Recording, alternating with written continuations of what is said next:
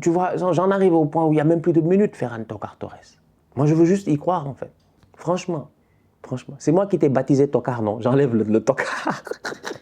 Redeviens Ferran Torres, par pitié. Salam outsider, le débrief commence maintenant.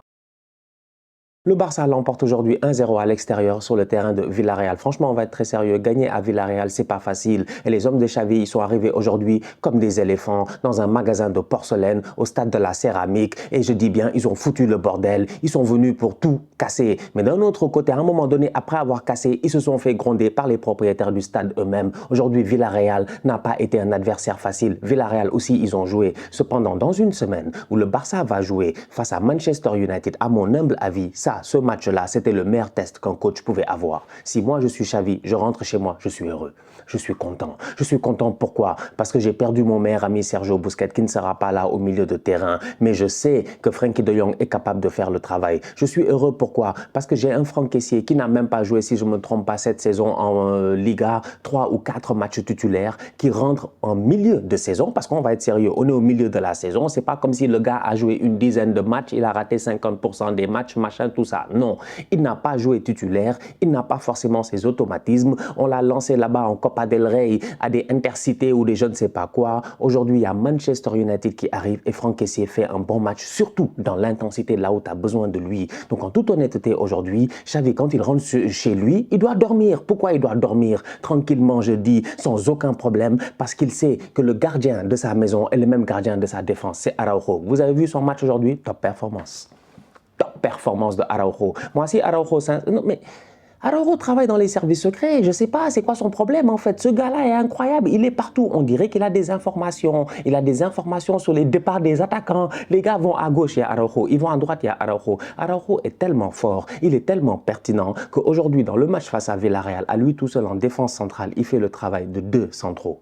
Parce que Christensen, il va couvrir un tout petit peu le Boy Baldé quand le Boy Baldé passe son temps à monter. Parce que Kessié aussi sera là dans cet espace pour venir couvrir un tout petit peu et aider à côté de Frenkie de Jong. Donc du coup, ça libère le Boy Baldé. On va en parler. Mais Araujo, il est là dans l'axe. Il est tout seul. Il y a Koundé là-bas, il y a Christensen là-bas. Lui, il gère ce 30 mètres là. Je ne sais pas, c'est lui. C'est lui le boss. Top perf. Franchement, le Barça gagne 1-0. Mais dans ma tête, c'est comme s'ils ont gagné 7-0. Parce qu'Araujo a fait près de 7 sauvetages qui, pour moi, ça vaut des buts. Si on était dans un sport de points, si on était dans un sport où on disait si tu tacles, tu as 0,5 points, si tu fais une passe, tu as je ne sais pas combien, etc. Si un tacle égale 1 point, aujourd'hui, Araujo, il en a peut-être 5 ou 6, et des tacles décisifs, des tacles importants, des tacles devant Marc-André Ter Stegen, des tacles, je dis bien, dans la surface de réparation, des moments où il peut y avoir penalty. Il n'en a rien à faire. Il est là, lui, pour se gérer. Franchement, aujourd'hui, un Araujo impérial. Donc, en toute honnêteté, quand tu sais que Marcus Rashford, Obama de Worcestershire, il est en pleine forme, il est en campagne électorale, franchement, il ne rigole pas.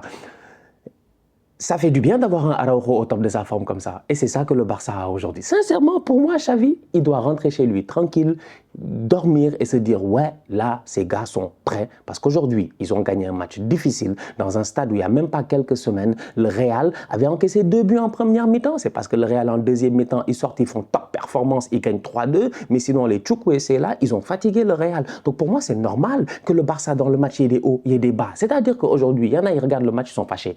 Ouais, non, on a bien joué, mais Villarreal, machin, la possession, on s'en fout. Ce qui est important, c'est qu'aujourd'hui, Villarreal, sur plusieurs occasions à domicile, ils avaient l'opportunité de marquer, ils ont mis la pression, ils vous ont fatigué, mais vous avez tenu. C'est ça qui est le plus important, parce que quand tu vas jouer un adversaire comme United, tu n'auras pas forcément le ballon tout le temps, tu n'auras pas forcément tous les momentum avec toi. Donc du coup, c'est important de tenir. Et aujourd'hui, le Barça sort de la Ceramica avec un clean sheet. C'est bien, franchement, c'est très très bien. Bravo, et j'ai hâte de voir cette semaine ce que ça va donner face à United. Top performance de la part de Pedri, encore une fois, il est buteur. Pedri qui n'arrête pas de marquer, Pedri qui a marqué plus de buts cette saison qu'il en a marqué durant les 2 dernières, si je ne me trompe pas. Bref, un Pedri qui combine avec son attaquant, le 1-2 est magnifique, la finition, elle est là. Mais cependant, aujourd'hui, si tu enlèves le bon match de Pedri, tu enlèves, je dis bien, l'intensité que te mettent les boys du Barça au milieu de terrain au niveau du pressing, parce que ça, c'est très important. D'ailleurs, ça, il ne faut même pas l'enlever.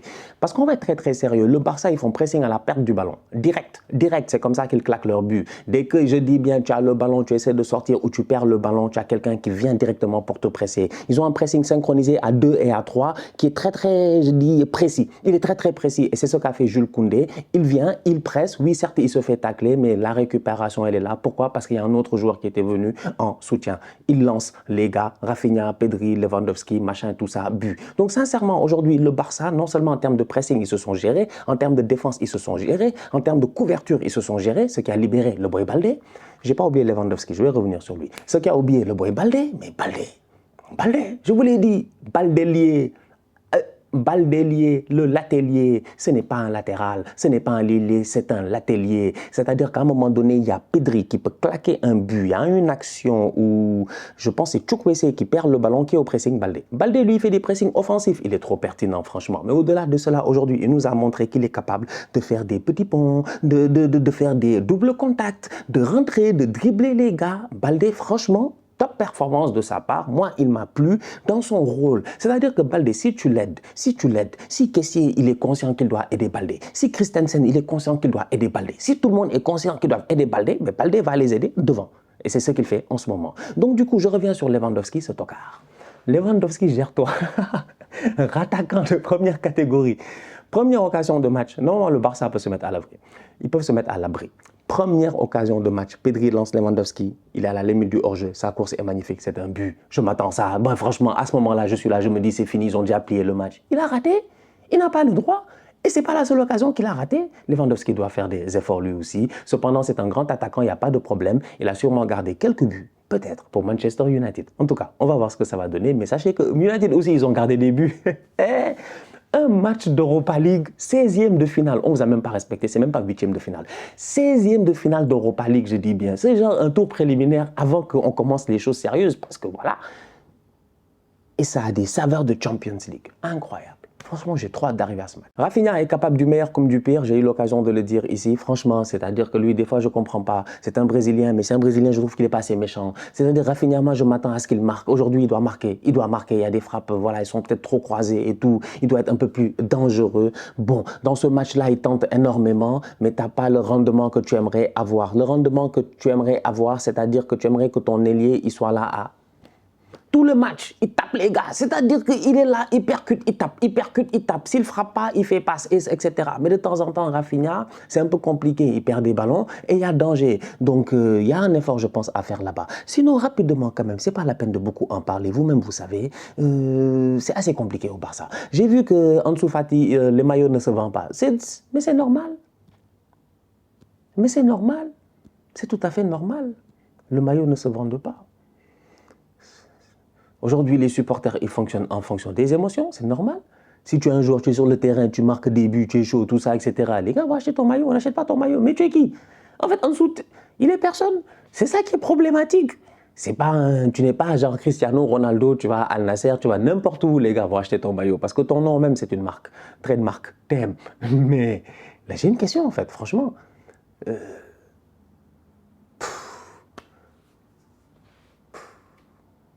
En fait, si tu ne joues pas, tu ne peux pas prendre confiance.